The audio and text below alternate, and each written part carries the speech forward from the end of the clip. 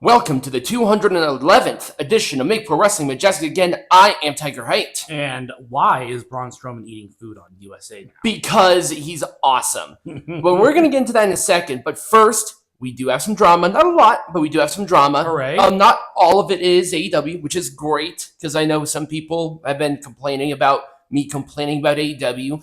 I mean, AEW is worth complaining about all the time. It is worth complaining about all the time, but sometimes it might get annoying, so I try to diversify my complaints about AEW. The first one is a very sort of solemn conversation regarding this decision. This was Mike Santana's first night as TNA World Champion since Bound for Glory. They had, people were saying a month. It was like 2.5 weeks because Open Fight Night did have a couple of, I would say, live matches. Right. Yeah, I think the big criticism was the fact that there was absolutely nothing happening in the entire month of October. Right. And I do agree with that because they usually do breaks around Thanksgiving and around Christmas. Why did they do one right after, I would say, their biggest pay-per-view ever in TNA's history? Yep. They had nothing ready. Why did you wait to do the live show after those weeks? And then you have to get these you have to get the Call Your Shot Gauntlet trophy off. So you can wait. Yep. You can wait like a smidgen of time. Yeah, I think. But they didn't do that. I think that we had talked about this, and the situation is it could have been done better, and it should have been done better. Everything else was right. You had the NXT takeover, even though there's no reason for it at this point. Nick Nemeth was attacked by somebody. Frankie Kazarian could have done something. I have no problem with Frankie Kazarian being the TNA World Champion. The guy has earned it. He has been in this company on and off for a very long time. He is a great veteran. He has a great mind for the business. And he's still a pretty damn good wrestler.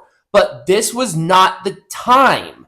This was everything else other than timing was done right. Frankie beating Mike Santana in a roll-up situation, doing the Call Your Shot trophy thing was essentially just a makeup because Kazarian won it last time and he failed at cashing in and people were pissed off about it.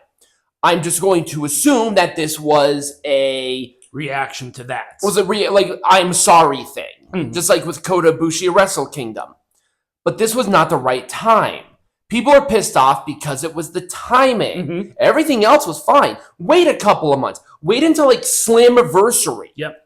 There were so many things that TNA just did absolutely wrong here, and I had a bitch fit and a half about it. You know why? Because I'm an unbiased person when it comes to my wrestling media. Yeah, I did not like this. If a company does something great, I praise it. If a company does something poor, I shit on it. That's how it works. So I'm sorry that AEW has been sucking absolute ass for the last year and a half. That's just fucking reality.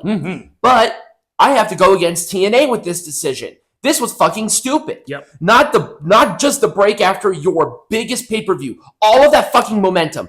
All of it. Gone. Yep. It was like that. It's like, okay, maybe a week, fine. Maybe you just need to catch up. Then they did it again. And then with Open Fight Night, the two matches that were considered live were matches that were pre-taped. And I did the review on it, but I'm like, okay, this is not like a couple of years ago. This happened like a month ago. So I'm like, okay, whatever. This was just really dumb. It's not going to kill the company. It's not going to kill their momentum. They'll get back into it. But I'm still scratching my head on why they did this. I don't know.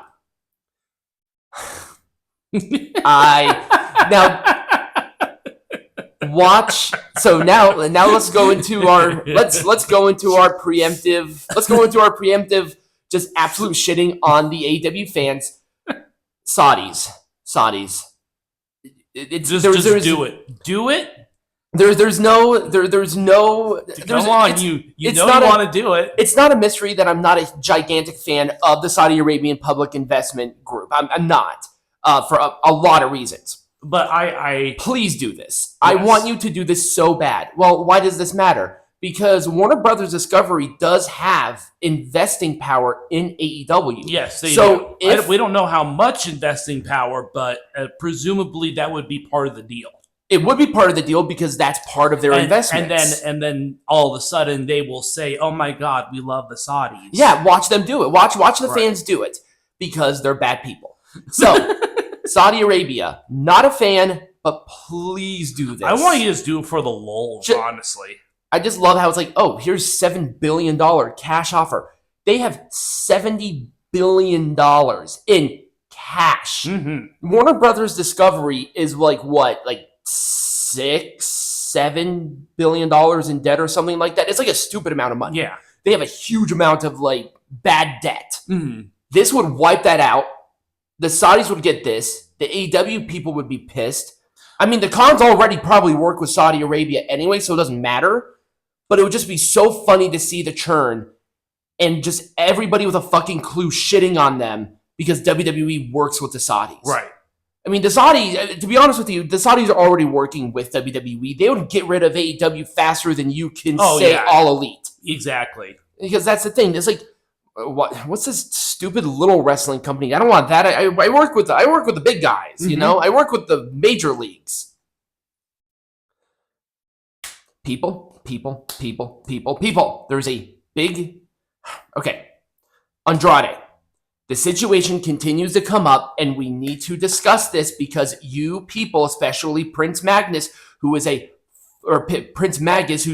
fucking retard, let's play this game. Andrade's a smart man. He probably looked over the contract, had an attorney look over the contract, he signed the contract. He agreed to this. In Rey Fenix's side, AEW has stated that they would never do what they did with Rey Fenix, which is adding time on his contract so he doesn't have to go. They said that they would never do that. That is what they said. And then they did it. These are not equivalent situations. No. Andrade purposely got himself fired. So that's the punishment. Rey Fenix just rode out his contract. The guy was hurt. He didn't walk out. He didn't quit. He didn't do anything.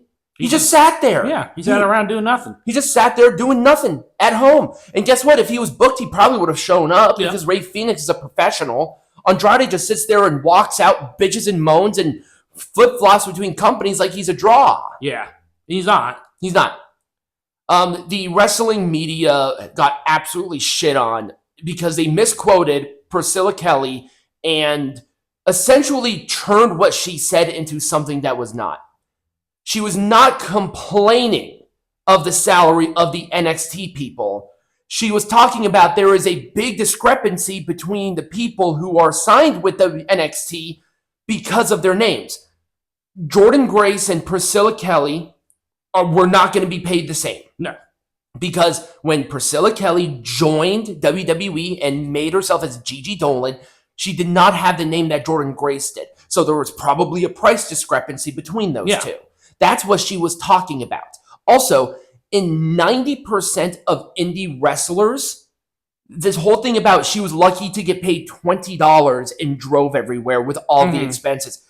Having a fucking salary and a base salary as a professional wrestler is a blessing. Right. Even if it is just $30,000. And that's just the base. That doesn't account for, they probably get bonuses for matches that they do on television. They get bonuses for merchandise sales. Right. Like there's a lot more that goes into it other than like the base salary. This doesn't include like her entry into like video games. Right. That's a separate contract. They get paid more than that. This is a base. If you are out hurt, this is money that you're guaranteed. Right. And also, it's like, okay, yeah, $30,000 is not a lot of money, but Peanut Gallery did point something out. What about everything else? Right. Now, in WWE right now, they're a little more loosey-goosey with having things outside of wrestling. But I mean like stuff within the WWE. Oh, I'm aware, but it's like, okay, if you want to subsidize your income in another way, if you ask WWE if you can do something like this, we have seen wrestlers do other things. Yeah. Hell, Omos goes to Japan. You had Charlie Dempsey and Tavion Heights. They go to Japan. Hell, Hank and Tank just won the GHC Tag Team Champions. Right. You have multiple wrestlers who do streaming. Mm-hmm. And they get paid to do that because they get donos. That's outside of WWE. Yeah, every wrestler on Earth has a podcast. All you have to do is ask. Yeah, and not that hard. So Gigi Dolan clarified that it's a good thing that this happened. She's probably getting paid more because of her time in WWE. Yes, because now she has drawing power. Right.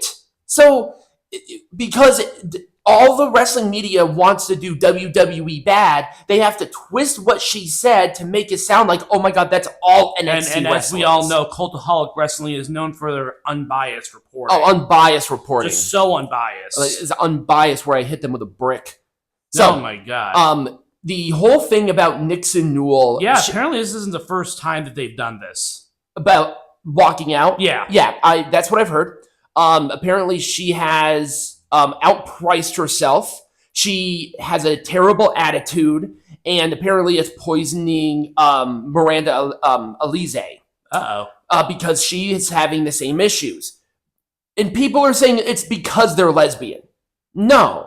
It has nothing to do with what they do in their bedroom. In fact, I'd probably watch it accidentally for 20 minutes. Excellent. The problem is that they have an attitude. They have a problem. I'm sorry. When you're an independent contractor, egos have to be checked out the fucking door unless you can prove that you're a draw. Mm-hmm. Like, I hate Mercedes Moné. I think actually Mercedes Moné is a bad person. We would be better off if she was brick. Okay? But Mercedes Moné has proven drawing power. Yes. She can actually say, hey, I want to be charged $15,000 per appearance because in one way or another, she is a draw. They might see a ticket sale difference while she's there. Yep.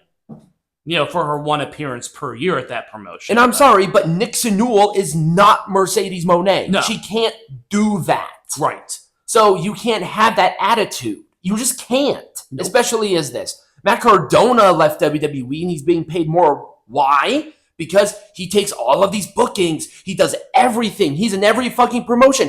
It was like every other week he was wrestling. Mm-hmm. He was just going out there. Why is he getting paid more? Because he has a great reputation. Yep. Because he's like, I'm going to do this great thing. I'm a certified draw at this point for an indie show. It's great. So fuck these two. And I said this before. Fuck these two. I don't care what your reason is. Andrade walking out. Andrade walked out this time. Yeah, so this happened, I think, on Saturday of last week. Mm-hmm. So it was like right after, or it was right before we recorded, but I didn't hear about this until Sunday. Andrade walked out of a Crash promotion show. He was there for a part of the meet and greet, and then he just left. Just bye. Why? Like, why? He has given no explanation. He's pouting and moaning. And it's like, dude, there's a reason why. Now, there has been talks that WWE had a part to play in this because they might have extended the non-compete worldwide, but that's not been confirmed. The confirmation to me is that it's only in the United States that he cannot compete. In Mexico, he can. Yeah, so who knows? There was a way to do this. There was a way to approach this, and this was not the right call. Once again, if you're in AEW, you're just like a bad person. If you wrestle with them, if you interact with them, no matter who you are, you just become a bad person by proxy. Right. The debunkathon, that Fightful, I don't know why this thing came out the way it did, but we're just going to roll with it. Tony Khan and AEW did not block Shinsuke Nakamura for wrestling Hiroshi Tanahashi at Wrestle Kingdom. Yes, he did. So they did. There have been multiple New Japan officials that have come out to say that Tony Khan had a problem with New Japan even talking to Shinsuke Nakamura, to even talking with WWE. Was it confirmed that Shinsuke was going to be Hiroshi's final opponent? No. But once Tony Khan got his ear, once that reached his ear, he got big mad. Yeah, he got big mad. He said, fuck you. Why is New Japan even talking to AEW at this point? I know, seriously. Why are they even bothering with their interactions? I mean, they had to rebuild their entire roster because Tony Khan stole it. He literally stole all of them. every single main eventer that they had, he stole. He raped their company. Yeah. He raped their company. They left them hanging out to fucking dry. And with New Japan, they're building it back. I'm going to give them credit. They are building it back. They are not doing as well. No. But New Japan's always been that way. They've always done this weird yo-yo. I know, but this one could have been avoided if Tony Khan didn't exist. If AEW didn't exist. Yes. Tony Khan he was fine. That was it for my drama. All right. When we come back, we got some news. Yes.